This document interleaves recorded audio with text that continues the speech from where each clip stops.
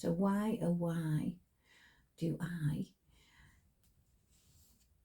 work with oracle cards in all of my therapeutic offerings?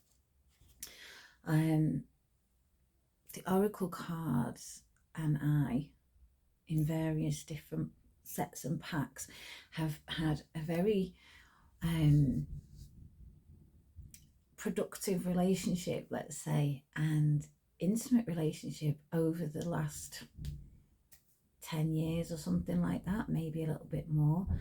Now, clearly, as with anyone, I started working with them solely in relation to my own life for a long time.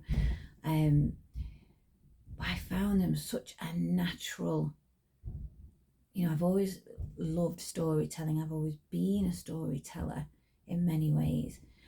And, I've always loved the illustrations of stories. You can really think back to some of the, your childhood books. It's all, Quentin Blake and, Axel Scheffler and things, you really, there's something so strong in illustrative images that go along with a story. And I found the oracle cards, as they came into my life, with this extension of the idea of storytelling, but that really gave great insight into situations within my own life. And, as time went on, people I knew who saw them on the side, would ask me to give them a reading, and it would all be done in a very jovial, light-hearted manner. But I very quickly became able to feel and see that this was something that I was really able to do. This was something that both parties got something out, really got something out of, got some information out of.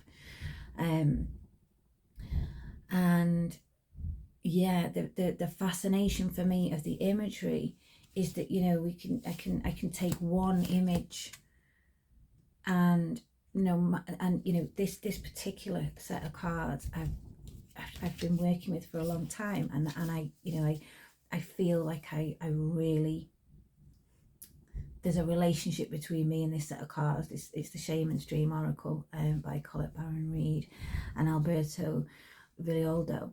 And this, I've worked with this card with clients for a long time, and this set of cards. And so I've seen some of these images time and time again, and there's always something different that I notice that relates to the person that I'm working with at that moment, rather than a generic, oh, this means this means this. So in that way, they're so in and of the moment. So when I then went on to officially become an energy medicine practitioner, because I think that's just been part of who I am my whole life, is this pathos, this ability to read a situation in a slightly different way. That's just that's my thing. That's what I sort of came to this earth with. And so when I began then a more official journey of an energy medicine practitioner, it seemed very natural to me. If you hear banging, there's a dance school above me, so it's all joyful. There's nothing bad happening.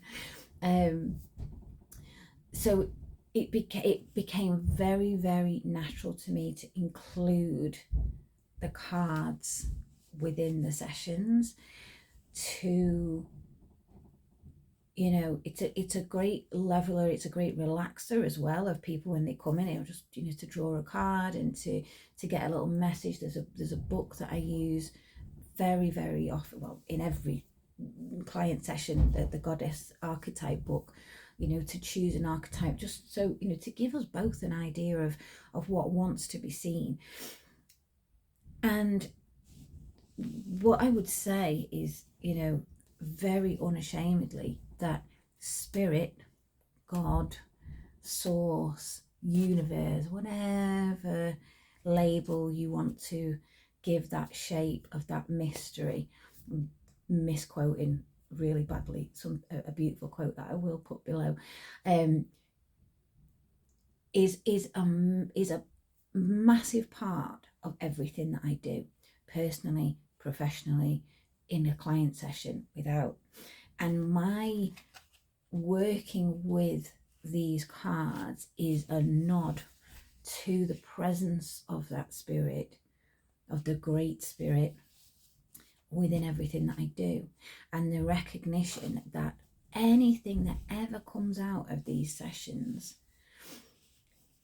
is by me actually getting out of the way, by ego me, Francesca O'Hare me, getting out of the way and allowing spirit to channel through me with light, with goddess energy, with all of this other magical things that are not me, in order to activate all of that light and goddess energy and magical stuff that's within you to activate within your system.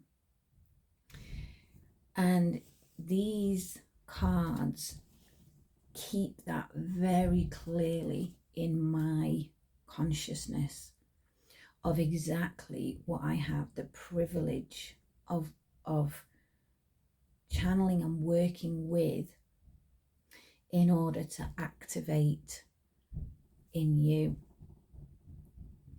So that is why the cards will always be a part of everything that I do.